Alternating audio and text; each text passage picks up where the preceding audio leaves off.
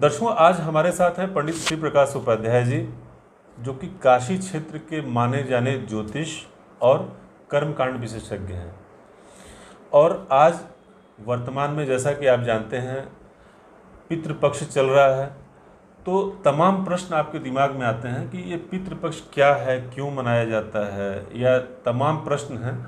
तो इन प्रश्नों को लेकर हमने आज श्री प्रकाश उपाध्याय जी को आमंत्रित किया था कि जिससे हमारे दर्शकों को ये लाभ हो सके और उनके मन की शंकाएं दूर हो सकें।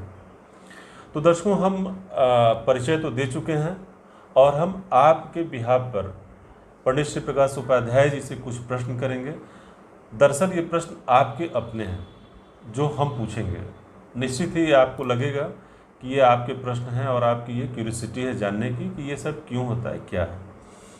तो श्री प्रकाश उपाध्याय जी, आपका स्वागत है हमारे इस YouTube चैनल में। नमस्कार। और सबसे पहले हम ये जानना चाहेंगे आपसे कि यह जो पितृपक्ष चल रहा है, तो पितृपक्ष में नॉर्मली सभी जानते हैं कि श्राद्ध होता है। तो सबसे पहला चीज़, ये श्राद्ध है क्या?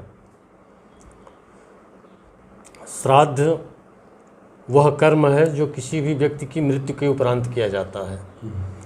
यह व्यक्ति के जन्म से लेकर के मृत्यु तक के 16 कर्मों में से सबसे अंतिम कर्म माना गया है। अच्छा।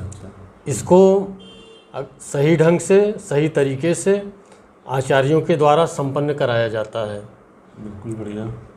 अगर श्राद्ध ठीक ढंग से न किया जाए और उनकी, अपने पितरों की, अपने पूर्वजों की सेवा सत्कार आदि सही ढंग से न किया जाए तो प्रेत योनि या पितर योनि में भटकते रहते हैं और उसका कुप्रभाव व्यक्ति के जीवन पर, जो उनके कुल खानदान पर बुरा असर डालता है। अच्छा।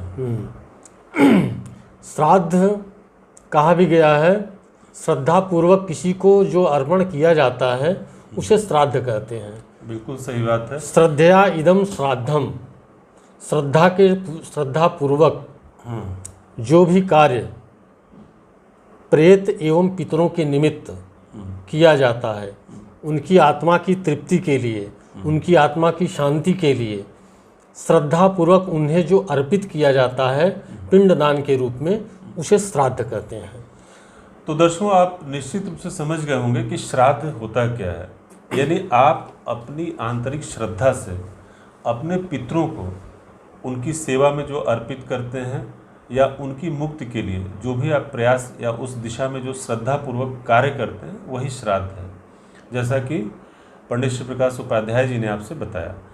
अब हम एक प्रश्न हमारा व्यक्तिगत है कि क्या इसके लिए सिर्फ ये 15 दिन जो पितृपक्ष है इसमें ही श्राद्ध करना चाहिए या हम पूरे साल श्राद्ध कर सकते हैं? नहीं, देखिए, इसमें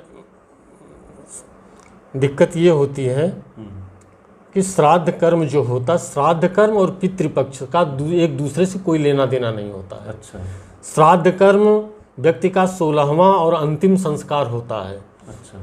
जन्म से पूर्व से गर्भाधान से लेकर के सीमंत, पुंसवन और नामकरण, अन्नप्राशन, ये जितने भी कर्म हैं वो पितृपक्ष में नहीं किए जाते हैं। अच्छा। केवल और केवल 16वां कर्म जो है, श्राद्ध कर्म जो होता है, वो पितृपक्ष में संपन्न कराए जाते हैं। इसलिए क्योंकि एक तरह की ये, जैसे कि भाद्रपद की पूर्णिमा तिथि से आश्विन कृष्ण पक्ष की अमावस्या तिथि तक के 16 दिन को पितृपक्ष कहा गया है। अच्छा।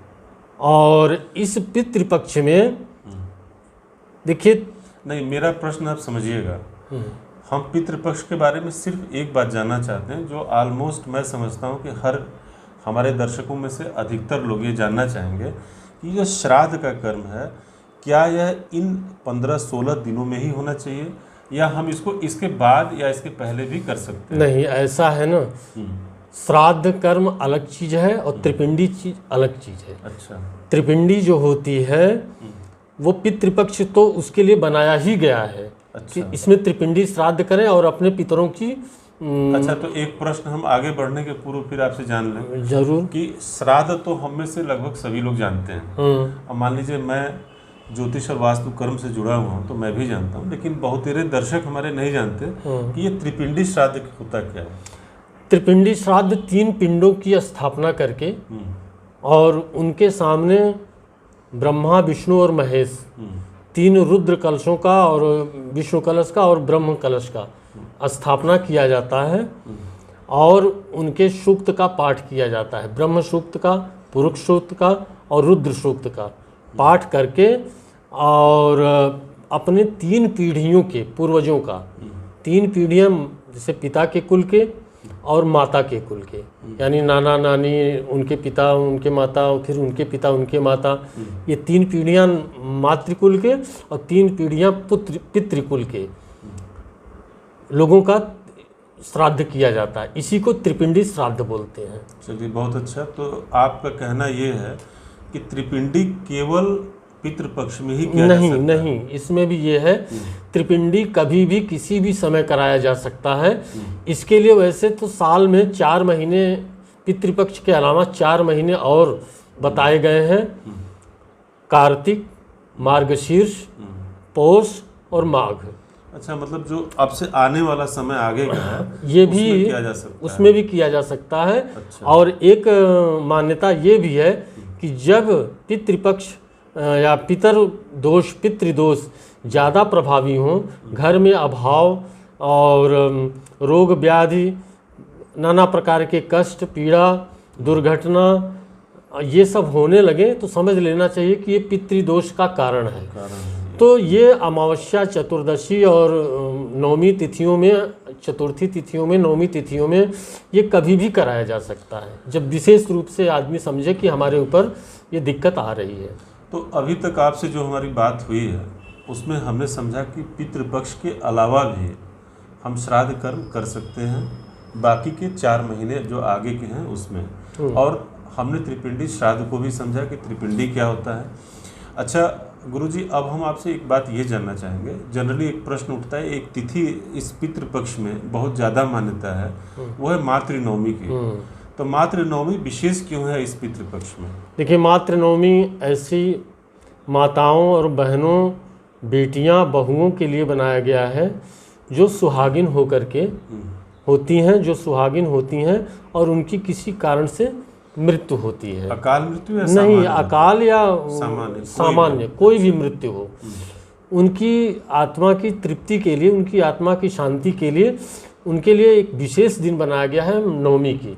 उसी को मातृनवमी भी कहा जाता है। अच्छा। तो उस दिन विशेष रूप से उन माताओं, बहनों, बहुएं और बेटियों की श्राद्ध किया जाता है मातृनवमी को।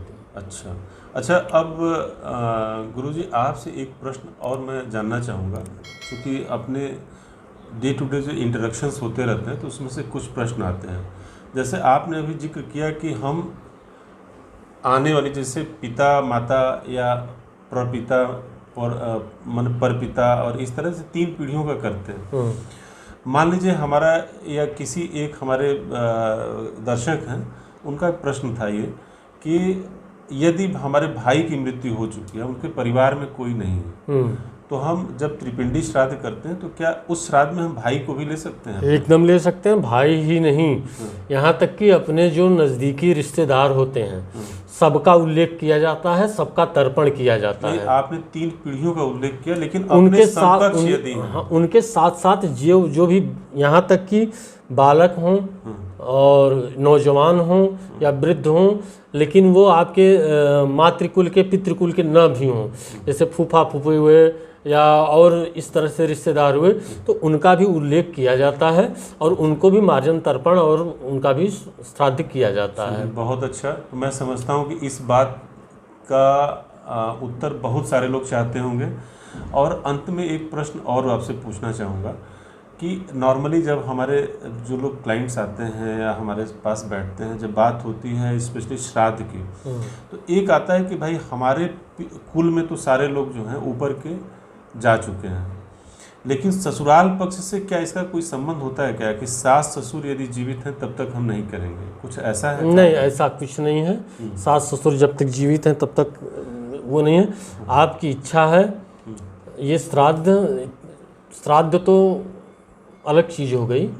त्रिपिंडी श्राद्ध की बात हो रही नहीं, है। हम किसी भी प्रकार के श्राद्ध में, जैसा एक नॉर्मल धारणा है लोगों में, कई लोगों से मैं बात कर चुका हूँ इस विषय में, तो जब हमने उनको ये सलाह दी कि आप श्राद्ध करा लें, मान लीजिए उनको पितरों से कोई समस्या, स्पेशली कुंडली हम जब देखते हैं तो जन पत्रिका में ऐसा लगता है कि पितृदोष है, तो हम उनको रिकमेंड करते हैं कि आप ये त्रिपिंडी श्राद्ध और गया के श्राद्ध करा लें। तो ये प्रायः करके आता है कि अभी हमारे ससुराल पक्ष में लोग जो हैं, हमारे ससुर जीवित हैं, तो ऐसा लोगों में धारणा है कि यदि सास ससुर जीवित हैं तब तक हम नहीं कराएंगे। ऐसी कोई धारणा का किसी रूप में मना नहीं किया गया है। कि सास ससुर जीवित हैं तो हम श्राद्ध नहीं कर सकते हैं, ऐसा कोई नहीं है। जो लोग नहीं हैं उनका श्राद्ध किया जाता है। देखिए, एक चीज़ जान लीजिए, श्राद्ध कर्म में 3 प्रकार के ऋण बताए गए हैं,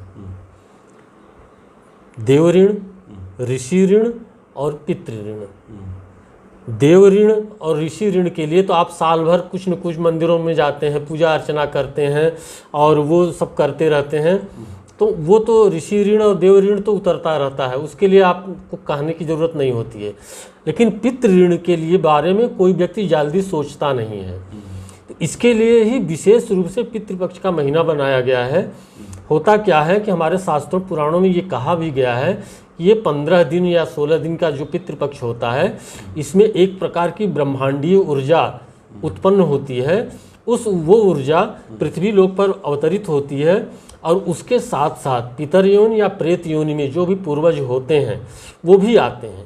अगर किसी कारणवश उनको उचित सम्मान उस कुल खानदान में न मिले और उनका ठीक ढंग से मार्जन तर्पण और श्राद्ध न किया जाए, तो वो पितृ विसर्जन के दिन यानी अमावस्या के दिन श्राप दे करके चले जाते हैं। तो ऐसी कंडीशन में वह परिवार पूर्ण रूप से दुखी, कष्ट में और नाना प्रकार के अभावों से जूझता रहता है। इसलिए इस ऋण को उतारने के लिए ये पितृपक्ष का महीना बनाया गया है। तो दर्शकों, हमको पूरा विश्वास है कि इस पितृपक्ष से संबंधित लगभग सभी प्रश्न हमने आपके बिहाफ पर पंडित श्री प्रकाश उपाध्याय जी से पूछा और हमको पूर्ण विश्वास है कि आपको ये पसंद भी आया होगा। इन उत्तरों से आपकी तमाम जिज्ञासाएं शांत भी हुई होंगी। तो दर्शकों, फिर अतिशीघ्र मिलते हैं किसी और विद्वान के साथ। और फिलहाल एक प्रश्न ऐसे ही उठा था कि दक्षिण भारतीय पद्धति और उत्तर भारतीय पद्धति जन पत्रिका के बारे में, तो इसके लिए हम शीघ्र एक वीडियो लेकर आ रहे हैं। तब तक के लिए नमस्कार। नमस्कार।